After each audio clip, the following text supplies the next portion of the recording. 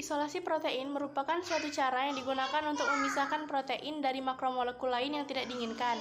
Teknik isolasi protein ini harus mempertimbangkan sifat-sifat fisik dan kimiawi dari protein tersebut, agar tidak terjadi perubahan konformasi dari aktivitasnya. Pada proses isolasi protein terdapat beberapa cara. Salah satunya adalah menggunakan teknik gel elektroforesis.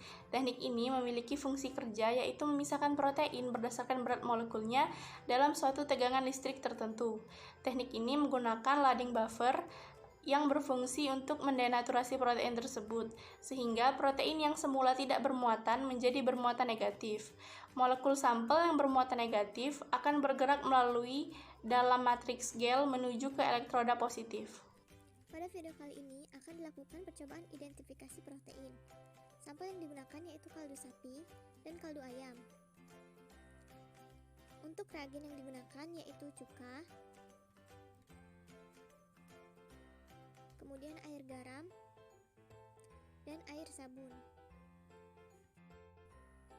Langkah pertama, kaldu ditetesi menggunakan pewarna merah. Untuk percobaan pertama menggunakan reagen cuka. Reagen cuka diambil menggunakan cotton bud pada kedua sisi, kemudian diletakkan ke dalam kaldu ayam dan kaldu sapi.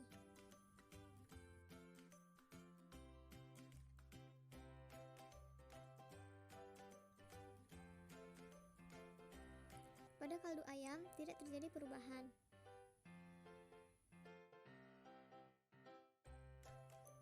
Pada kaldu sapi juga tidak terjadi perubahan. Percobaan kedua menggunakan reagen air garam dengan cara yang sama seperti reagen cuka. Air garam diletakkan pada kedua sisi cotton bud.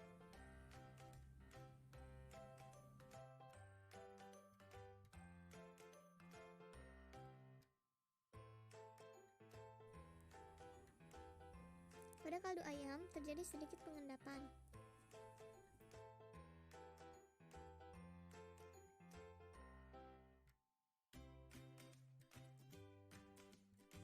Pada kaldu sapi juga terbentuk sedikit pengendapan.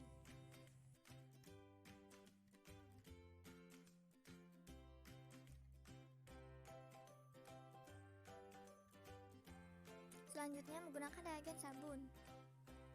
Cotton bud dicelupkan ke dalam air sabun, kemudian dicelupkan ke dalam kaldu ayam dan kaldu sapi.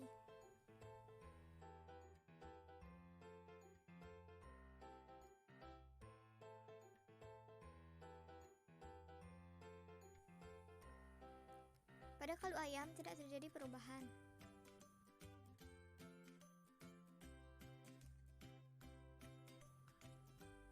Sedangkan pada kaldu sapi terjadi pengendapan.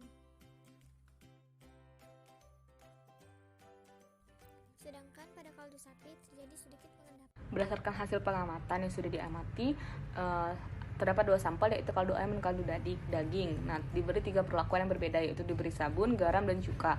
Pada saat diberi garam dan cuka terdapat sedikit endapan. Hal ini terjadi karena protein mempunyai titik isoelektrik yang berbeda-beda. Titik isoelektrik protein itu mempunyai arti penting karena pada umumnya sifat fisika dan kimia itu erat hubungannya dengan pH isolistrik. Pada pH ini protein akan bermuatan negatif, sedangkan di bawah titik isolistrik protein akan bermuatan positif. Jadi, karena itulah untuk mengendapkan protein ini dengan ion logam diperlukan larutan di atas titik isolistrik. Sementara itu, pengendapan oleh ion negatif akan diperlukan yang di bawah pH isolistrik.